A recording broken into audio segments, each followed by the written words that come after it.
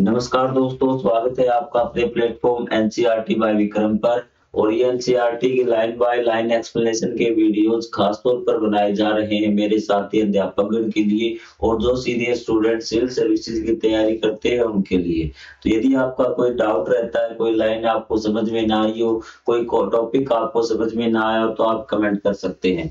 तो इसी प्रकार जो पिछला वीडियो था उसमें एक कमेंट आया था कि सर हमें उद्दीपन समझ में नहीं आया कि सजीवों में उद्दीपन किस प्रकार से होता है।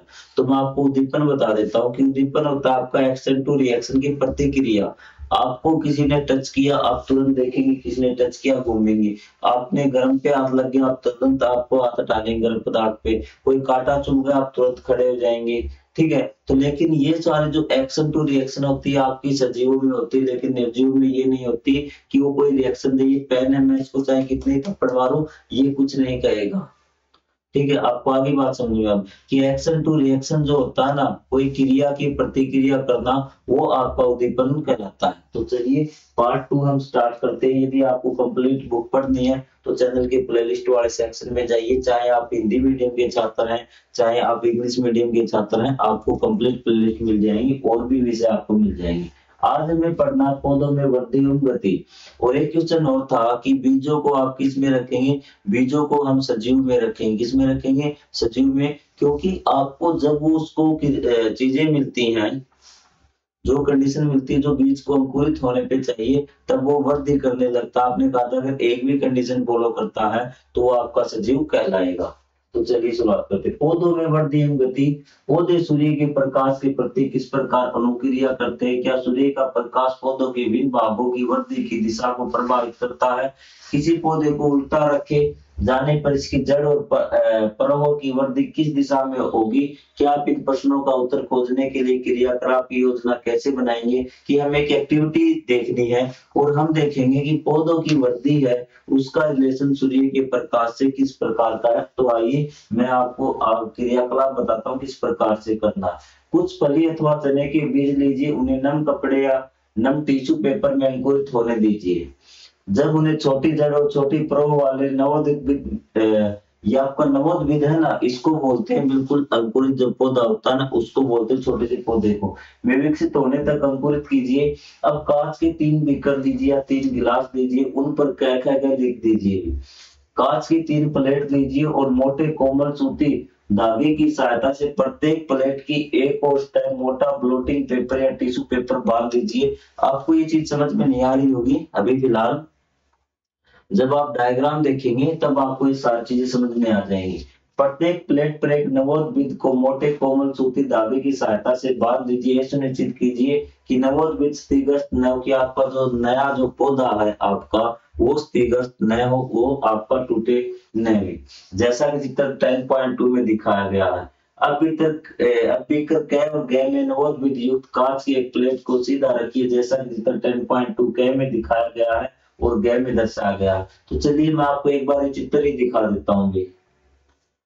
आपको इस प्रकार से ये रखने हैं कि आप देखिए यहाँ से कि ये पौधा, इसको सीधा जो नया बीज अंकुरित हुआ था इसको सीधा रख दिया ऊपर की ओर, इसका है ये नीचे की ओर फेस कर दिया, और यहाँ पे बॉक्स के पिछले भाग में छेद कर दिया गया है और बॉक्स के अंदर के भाग का दर्शय ये इस प्रकार से बॉक्स के पिछले भाग में छेद है ताकि सूर्य की किरणें आए। ये आपका क्या है? ये एक दिशा से आते सूर्य के प्रकाश में रखा सीधा पौधा। अब हम देखते सभी परिस्थितियों में किस प्रकार है। सभी परिस्थितियों में ब्लोटिंग पेपर के निचले भाग को जल में पूरी तरह गीला होने दीजिए। जो आपका पेपर है ना, तो उसको क्या कर दीजिए, पूरी तरह इसको गीला होने दीजिए। इस प्रकार गीले ब्लोटिंग पेपर से नवोद्भिद को नमी प्राप्त होगी कि हमने नमी को उसको नहीं रोका है, कि नमी हम उस पौधे को क्या कर रहे हैं, दे रहे हैं। चित्र 10.2 और 10.6 में दर्शाए गए चित्र के अनुसार बीकर क और बीकर ख को सूर्य के प्रकाश में रखिए। इन दोनों को आपको सूर्य के प्रकाश में रख दिया। बीकर ग में दर्शाए गए बीकर ग को एक गत्ते के बॉक्स में इस प्रकार रखिए कि नवोद्भिद का केवल एक छोटे गोल के छिद्र के माध्यम से एक दिशा से सूर्य का प्रकाश मिले। जो आपके 2 गमले थे, अब आप समझने की कोशिश कीजिए कि यहाँ पे दोनों गमलों को चारों दिशाओं से प्रकाश मिल रहा है। ये आपका गत्ता है, लेकिन इसमें जो प्रकाश जा रहा है वो एक ही दिशा से जा रहा है। अगर सूर्य इस साइड आए तो प्रकाश नहीं जाएगा, इसके सामने होगा ना तो सूर्य का प्रकाश इस बॉक्स के अंदर जाएगा। आपको तीनों गमलों की कंडीशन समझ में आ गई। नमी को हमने नहीं रोका, नमी हम तीनों गमलों में दे रहे हैं, तीनों आपके ये जो बर्तन दिए इनको दे रहे हैं।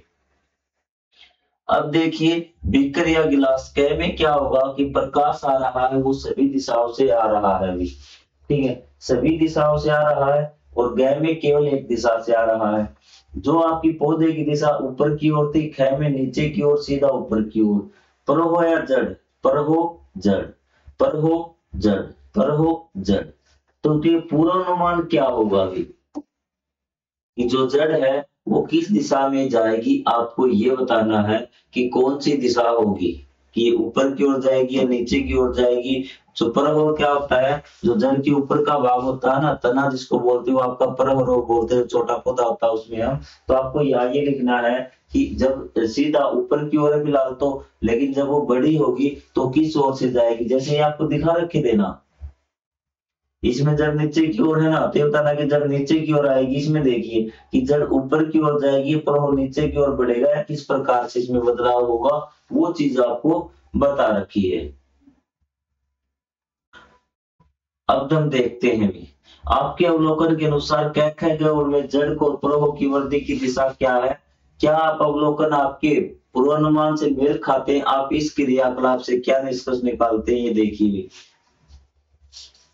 ये आपका जो पौधा था सभी दिशाओं से इसमें सूर्य का प्रकाश आ रहा था, सीधा पौधा था, इसमें जड़ है वो नीचे की ओर जा रही है, ठीक है। जो ये आपने कहा था सभी दिशाओं से आने वाले सूर्य प्रकाश में रखा उल्टा पौधा, तो ये क्या होगा कि जो जड़ है आपकी जो ऊपर जा रही थी वो नीचे आ जाएगी। ऊपर की तरफ की थी ना हमने जड़, तो जड़ क्या होगी नीचे की ओर। जो पौधा पर हो हमने नीचे की ओर किया था वो ऊपर सीधा हो जाएगा। और यहाँ पे देखिए जो ये पौधा बिल्कुल सीधा था, जड़ तो नीचे की ओर जाएगी, लेकिन जो पर हो ना, ये जिस साइड से सूर्य का प्रकाश आ रहा था उसी साइड ये मुड़ जाएगा। ये बात आप ध्यान रखना, क्योंकि ये चारों तरफ से आ रहा था ना, तो किसी भी एक साइड नहीं गया, लेकिन जब सूर्य का प्रकाश एक साइड आता है तो सूर्य का प्रकाश लेने के लिए सूर्य की ओर झुक जाता है। आप ये मान के चल सकते हैं। अब हम जानते हैं इसके पीछे क्या कारण था।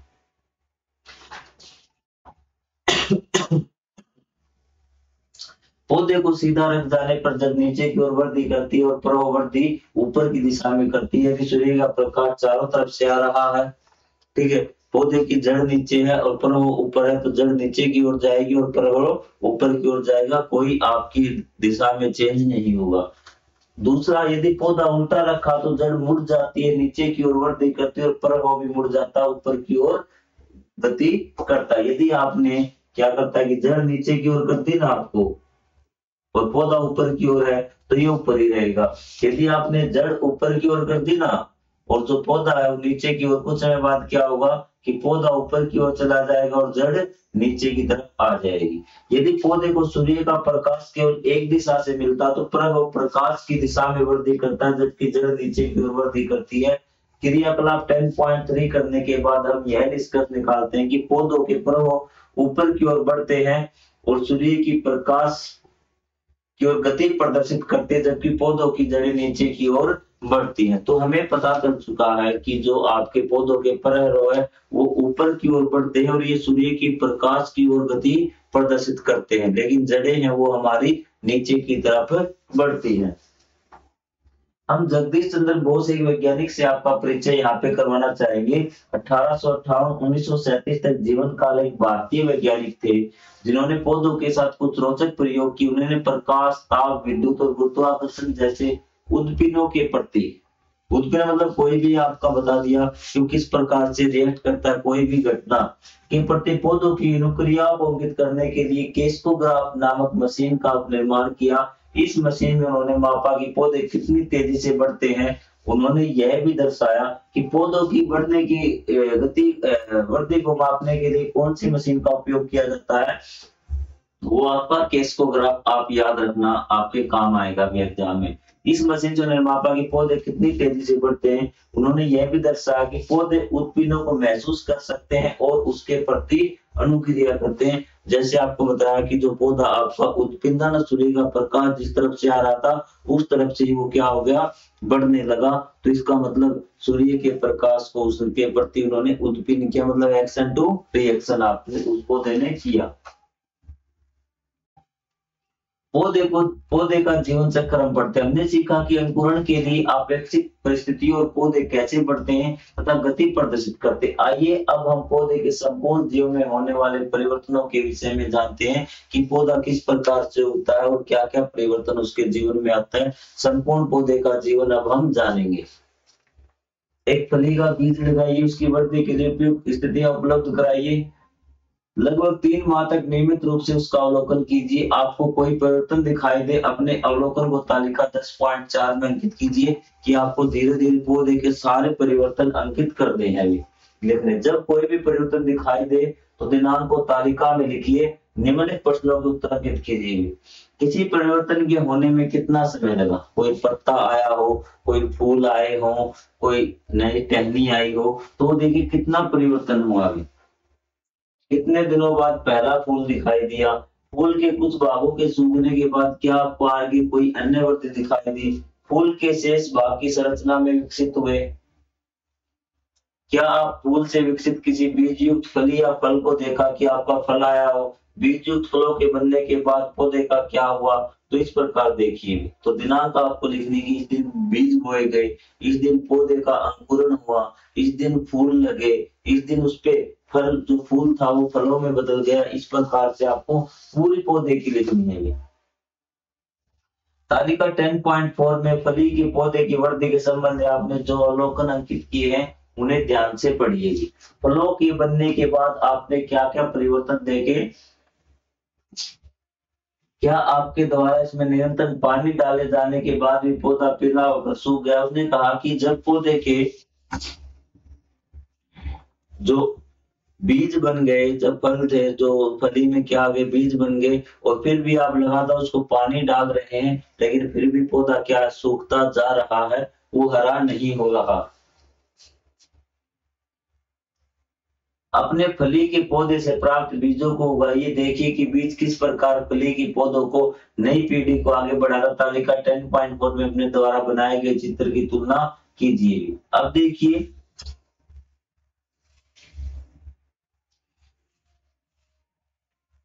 अवस्था 1 बीज आपने, फिर आपका बीज का अंकुरण हुआ, फिर अवस्था 3 उस पे पत्तियां आनी स्टार्ट हुई, फिर क्या हुआ कि उस पे फूल आए, फिर क्या हुआ फूलों का प्रकटन, मतलब फूल किस में बदल गए? आपके फूलों का प्रकटन करता है फूल जब फलियों में बदल जाते हैं उसका।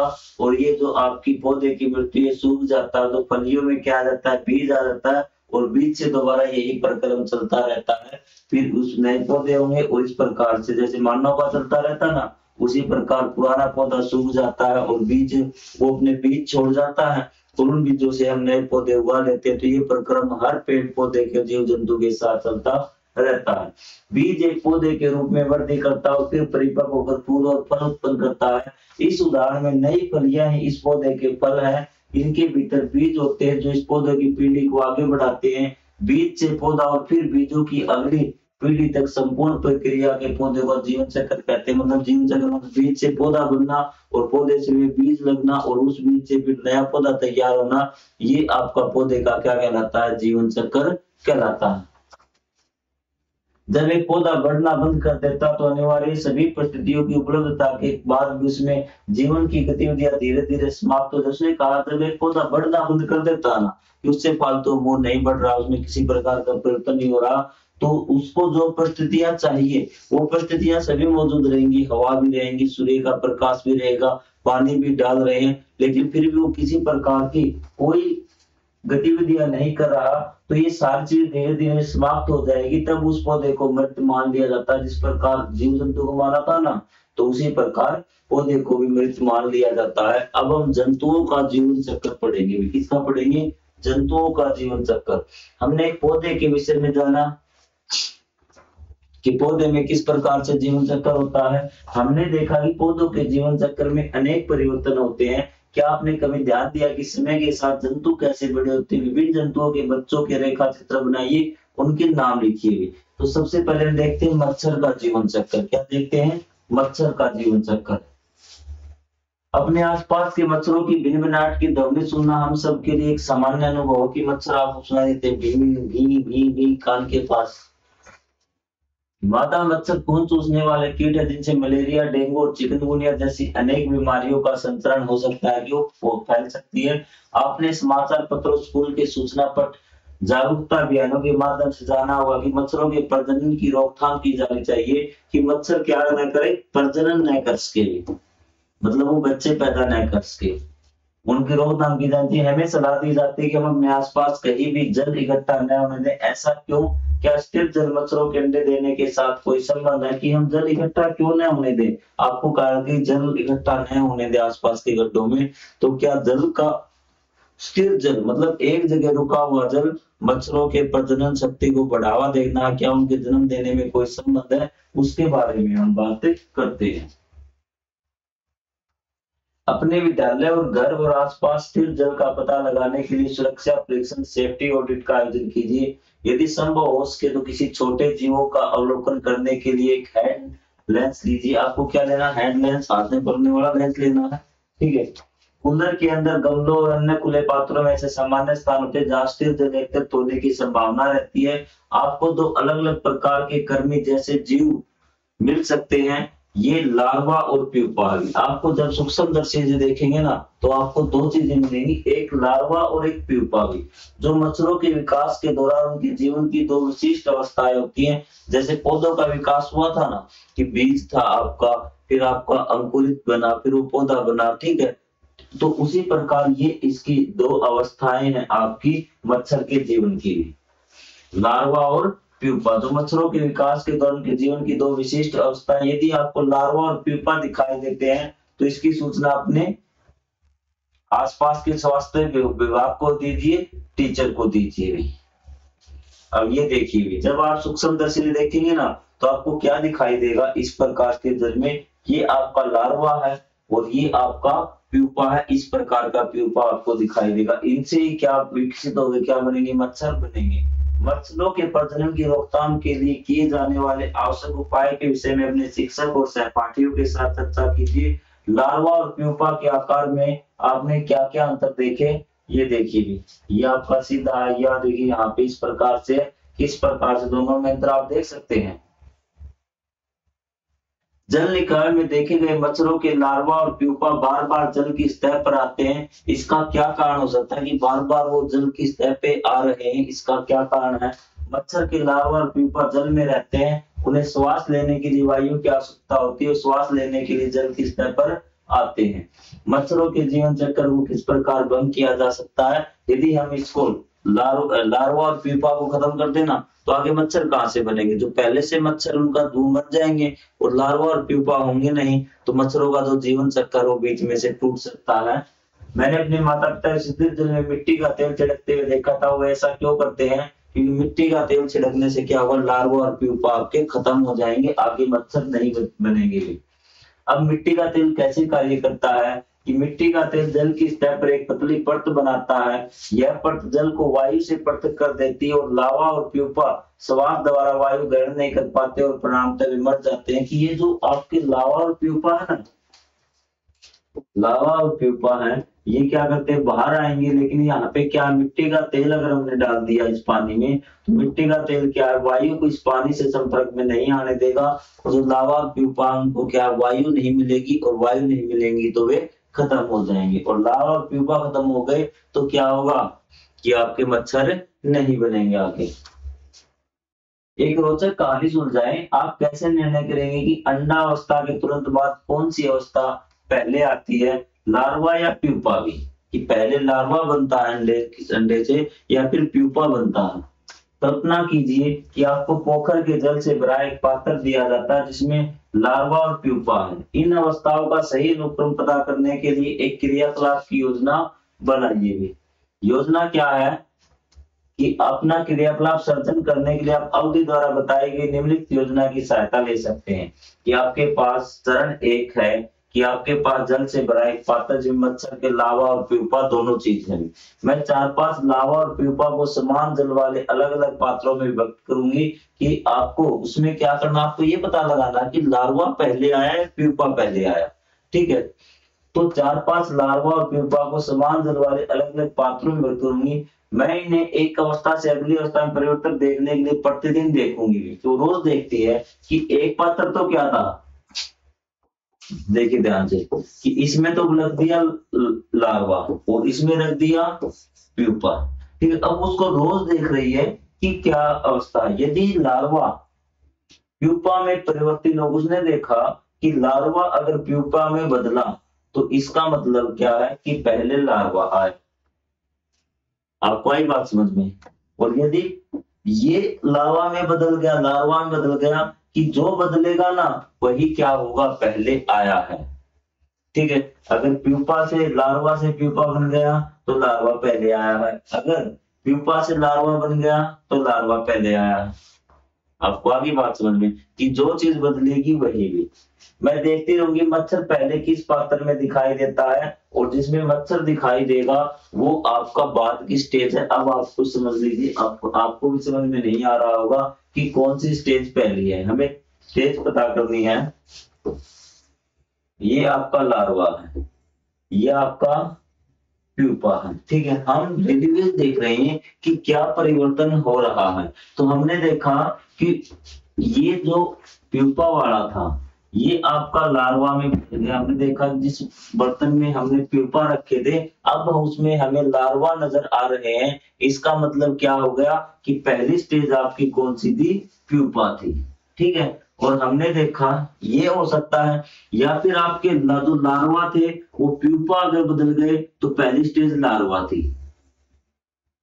अभी आपको लार्वा और प्यूपा में स्टेज आपको पता लग जाएगी कि इस प्रकार से अवलोकन इस प्रक्रिया के द्वारा पता लगा सकते हैं कि जो बदल गया ना और जिससे मच्छर बन गए तो वो आप समझ सकते हैं कि मान लेते हैं कि प्यूपा से आपके क्या है कि सेदेही मच्छर बन गए, तो आप समझ लेना कि लार्वा पहली फिर आपकी प्यूपा स्टेज थी। ये अवलोकन वर्धीय विकास के सभी अनुक्रम को जानने में हमारी सहायता करेंगे भी। अब कल्पना कीजिए कि आपको पोखर से जल से भरा एक पात्र दिया जाता है जिसमें लार्वा और प्यूपा है। उन्हें पात्र से अलग किए बिना ही हमें निश्चित करने के लिए दोनों अवस्थाओं में पहले कौन सी अवस्था आएगी, आप क्रियाकलाप की किस प्रकार से सहायता जानेंगे। अब की बार क्या है कि अब की बार आपको दो अलग अलग पात्र नहीं दिए गए, एक ही पात्र में क्या है, लार्वा भी है और प्यूपा भी है, और आपको ये पता लगाना है कि पहले क्या आया, लार्वा था या प्यूपा था। अब आप इसकी अवस्था देख लीजिए, जो आपकी पहली अवस्था वो आपकी लार्वा है, क्या है, लार्वा है। ठीक है, इसमें प्यूपा और मैं इसकी बात कर रहा हूं लार्वा में। अगर आपको देखिए मेंढक से, ये मेंढक कह रहा हूं, आपके मच्छर स्टार्टिंग में क्या देंगे, अंडे देंगे। क्या देंगे, अंडे देंगे। अंडे से क्या बनेगा आपका, लार्वा बनेगा। क्या बनेगा, लार्वा। और लार्वा से क्या बनेगा, प्यूपा। क्या बनेगा, प्यूपा। प्यूपा से फिर मच्छर बनेगा और मच्छर फिर दोबारा अंडे देंगे, और ये प्रोसेस आपका चलता रहेगा। यदि आपने यहाँ इसको बीच में ब्रेक डाउन कर दिया तो फिर आपके मच्छर नहीं बनेंगे भी। ठीक है, तो ये आप याद रखना कि लार्वा आपका क्या आता है, पहले बनता है फिर बाद में क्या बनता है, प्यूपा बनता है। आप याद रखना है। ठीक है, तो इसका जो आपका मच्छर का जीवन चक्र है वो आपका एग, ई के बाद एल मतलब लार्वा, लार्वा के बाद पी के बाद मॉस्किटो, ELPM में क्या है, ELPM याद रह जाएगा आपको। तो एग, लार्वा, प्यूपा और मॉस्किटो, ये आपका चक्कर लगातार चलता रहता है, ELPM। मच्छर के जीवन चक्र की अवस्थाओं के विषय में और अधिक जाने। मच्छर अपने जीवन चक्र में 4 अवस्थाओं से गुजरती है, अंडा, लार्वा, आपका प्यूपा और वयस्क अवस्था। वयस्क अवस्था को आपने अपने मॉस्किटो मान लिया कि वो मच्छर बन गया, ELPM। क्या है, ELPM। प्यूपा से निकला वयस्क मच्छर जल की सतह पर थोड़ा विश्राम करता और फिर उड़ जाता। इसने कहा कि प्यूपा जैसे ही क्या करता है, आपका मच्छर बनता है, जल की सतह पे थोड़ा आराम करेगा और फिर उड़ जाएगा आपका खून चूसने के लिए। और फिर उड़ जाता है। वैसे मच्छर 10 से 15 दिनों तक जीवित रह सकता है, 10-15 दिनों के बाद ही मर जाएगा। हमने देखा कि एक मच्छर अपनी जीवन अंडे के रूप में आरंभ करता है, अंडे का विकास लार्वा टू अवस्था 2, और फिर आपकी लार्वा से विकास प्यूपा में 3 में होता है, फिर आपका वयस्क मच्छर चौथी अवस्था आपकी हो गई। वयस्क मादा मच्छर सीधे जल या जल के समीप अंडे देती हुई यह जल ये चक्कर लगातार चलता है। अंडे से दोबारा आपका क्या बनेगा, लार्वा बनेगा, लार्वा से प्यूपा बनेगा, और प्यूपा से आपका फिर वयस्क मच्छर बनेगा, फिर वो उड़ जाएगा, फिर अंडे देगा, फिर आपका लार्वा बनेगा, फिर प्यूपा, फिर मच्छर, ये लगातार चक्कर आपका चलता रहता है। मच्छर के जीवन चक्र की विभिन्न अवस्थाओं के दौरान उसकी बाह्य आकृति, शरीर के आकार, संरचना में महत्वपूर्ण परिवर्तन होते हैं। अंडे का आकार लार्वा से बहुत भिन्न होता है और लार्वा प्यूपा से बहुत भिन्न होता है, तो उनकी जो शारीरिक की बनावट है ना, जो उनका आकार है वो भी बदलता रहता है। कि अंडे से जो आपका लार्वा वो अलग होता है, लार्वा का जो साइज है, आकार है, वो प्यूपा से अलग होता है, ठीक है। मच्छर का इनसे सबसे अलग होता है। यह कल्पना करना आसान है कि मच्छर एक प्यूपा से निकलता है। क्या यह मतलब कि आपको देखने से नहीं लगेगा कि मच्छर आपका क्या है, प्यूपा से बना है। रेशम कीट भी जीवन की 4 अवस्थाओं से गुजरता है। जो रेशम का कीट है ना, उसके भी जीवन की 4 अवस्थाएं होती हैं। वो अंडा, लार्वा, प्यूपा और वयस्क, जैसे आपकी मच्छर की होती है ना, तो वैसे ही आपकी रेशम कीट की होती है। अंडे लार्वा के रूप में आते हैं, फिर आकार में बढ़ते हैं। प्यूपा में परिवर्तन होने से पहले लार्वा धागे जैसा पदार्थ स्रावित करते हैं। भी क्या है कि धागे जैसा पदार्थ आपके वहां पे बन जाता है, जो उनके चारों ओर लिपट जाता है। ये वो रेशे जिनका उपयोग रेशमी वस्त्र बनाने के लिए किया जाता है। भारत में खादी और ग्रामोद्योग आयोग ने रेशम के उत्पादन के लिए अनेक केंद्र स्थापित किए हैं। तो ये आपको पढ़ना है रेशम के बारे में, इसमें कोई इतनी ज्यादा बड़ी जानकारी नहीं है। यही आपको की 4 स्टेज है। और प्यूपा में परिवर्तित होने से पहले जो आपका लावा है ना, लार्वा है, सॉरी लावा मेरे मुंह से निकल गया, तो जो लार्वा हो क्या है, धागे जैसी संरचना बनता है, वही तो हमारा क्या है, रेशम है। तो आपको ये चीजें समझ में आ गई होंगी। आपकी लाइफ में थोड़ा सा डिस्टरबेंस हो रहा है, इसलिए मैं क्लास को स्टॉप कर रहा हूँ, और आगे की क्लास हम यहीं से स्टार्ट करेंगे। तो मिलेंगे अगले पार्ट में, तब तक के लिए जय हिंद, जय Bharat, thank you very much. कोई डाउट हो तो आप कमेंट बॉक्स में जरूर लिखें।